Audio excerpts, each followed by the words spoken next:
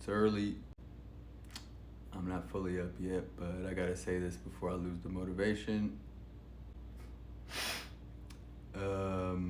So yesterday, the Trump FBI raided the Fulton County Election Commission. Took all the ballots of the 2020 election. They're claiming they're still investigating the 2020 election to look for fraud. Now,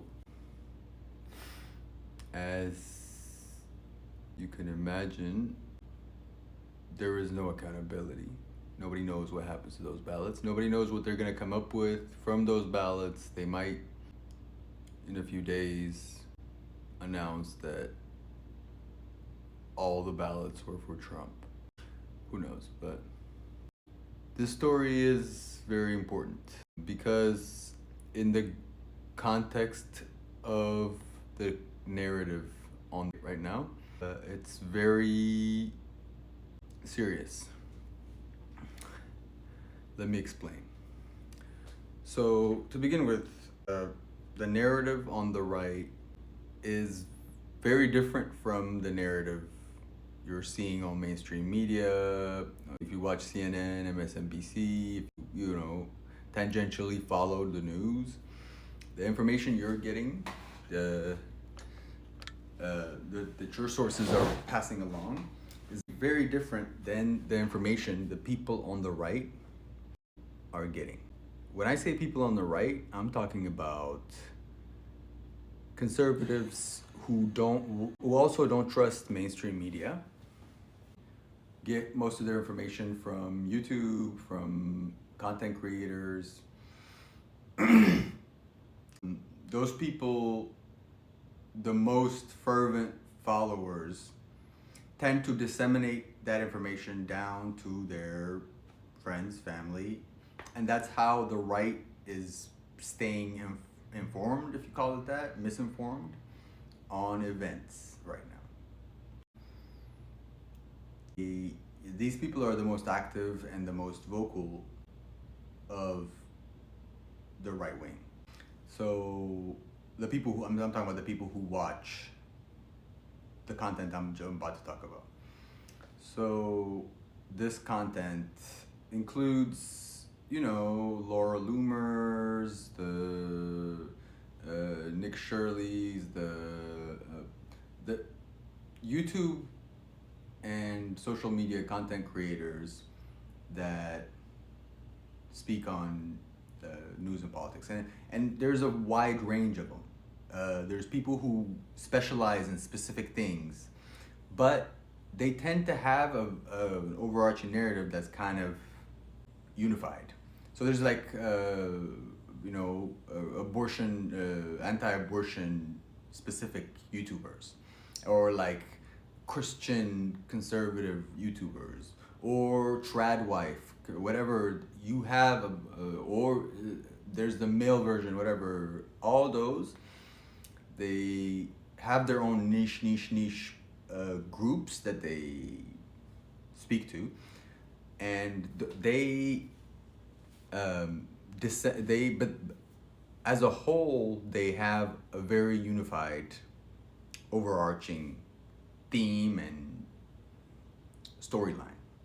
So the storyline right now is that these protesters that have been killed are a part of a dangerous anti-government group, left-wing terrorists that are funded by not only, so this has been the meta for the longest, right? That they have these anti-Semitic tropes and ideas that left-wing causes are all astroturfed and funded by,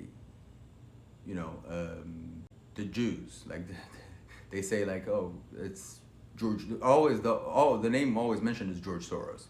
Anytime they say George Soros, if you hear George Soros in right-wing media, it's a reference to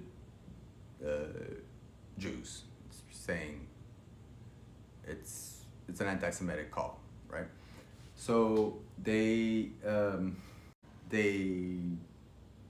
Now it's moved on from just George Soros and the anti-Semitic tropes to these left-wing terrorists, they claim, allegedly, are being funded, they say, by mainstream left-wing components. So they are now lumping in the Democratic Party, the full-out Democratic Party, as a part of a terrorist cell.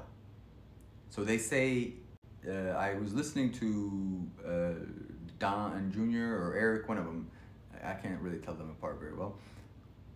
One of them was saying yesterday that, the smarter one, he was saying yesterday that this is the Democrats. The Democrats are doing this. The Democrat funded by the Democratic Party. He's not parsing words. He's saying the Democratic Party is what's funding, he's claiming, left-wing terrorism. So why is this relevant? This is relevant because they are no longer claiming that the dangerous people are on the fringes. Now they're saying anybody with left-wing views. Now, any leftist knows, if you call yourself anything of a leftist, you know that the Democratic Party doesn't like you. The Democratic Party doesn't like leftists. The Democratic Party is strictly establishment. They prefer, on any day, they prefer a Republican over a leftist.